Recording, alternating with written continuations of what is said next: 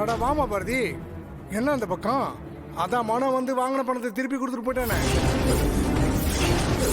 அப்புறம் எதுக்கு இங்க வந்திருக்கீங்க? நான் பணத்தை திருப்பி கேட்டதும் அவசரமா வேற எங்கேயோ பணத்தை ஏற்பாடு பண்ணி கொடுத்துட்டு இப்ப மறுபடியும் என்கிட்ட பணத்தை வாங்கி அங்க கொடுக்கலான்னு பாக்குறீங்களா?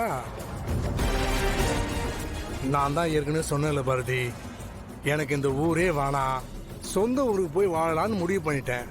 வெளியில கொடுத்த பணத்தெல்லாம் நான் திரும்பி வாங்கிட்டு இருக்கேன். இனி நான் யாருக்கும் கடன் கொடுக்கறதா இல்ல பாரதி. அண்ணா ப்ளீஸ், நாங்க இப்ப அதுக்காக வரல. இப்படி சொல்றேன்னு தப்பா நினைச்சுக்காதீங்க. நாங்க கொடுக்காத பணத்தை கொடுத்ததா நீங்க எதுக்காக போய் சொன்னீங்க? இது என்னமா வம்பா போச்சு? என்னோட இத்தனை வருஷம் அனுபவத்துல பணத்தை வாங்கிட்டு திருப்பி கொடுக்காதவங்க கிட்ட தான் நான் கஷ்டப்பட்டு பணத்தை வாங்கிட்டு இருக்கேன்.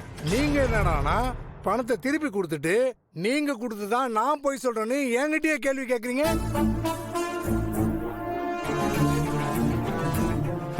நீங்க பேசுறது கேட்டா எனக்கே ஆச்சரியமா. ப்ளீஸ், திரும்ப திரும்ப ஒரே விஷயத்த சொல்றதால அது உண்மையாயிடாது.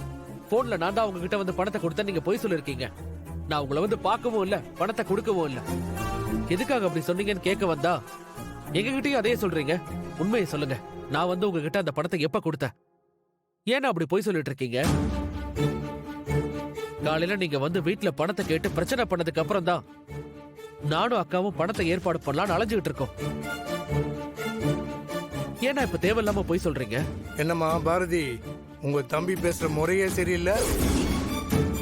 என்கிட்டயே மரியாதை இல்லாம பேசுறான். என்ன இருந்தாலும் ஒரு காலத்துல பணம்னு வந்து கேட்ட உடனே உதவி பண்ணிருக்கேன். அந்த நன்றி விசுவாசம் கூட இல்லாம என்கிட்டயே சத்தம் போட்டு பேசுறான்.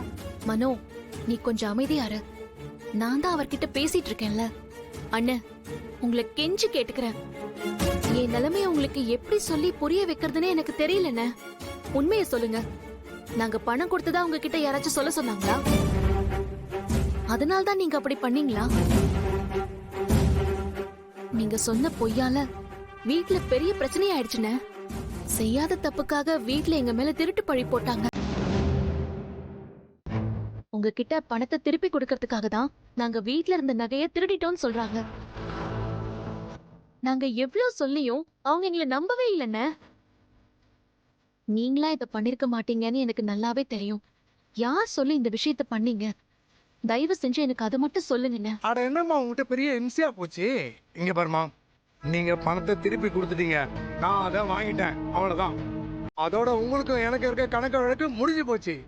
இத மாதிரி தேவையில்லாத கதையெல்லாம் என்கிட்ட பேசாதீங்க. என் டைமையும் வேஸ்ட் பண்ணாதீங்க.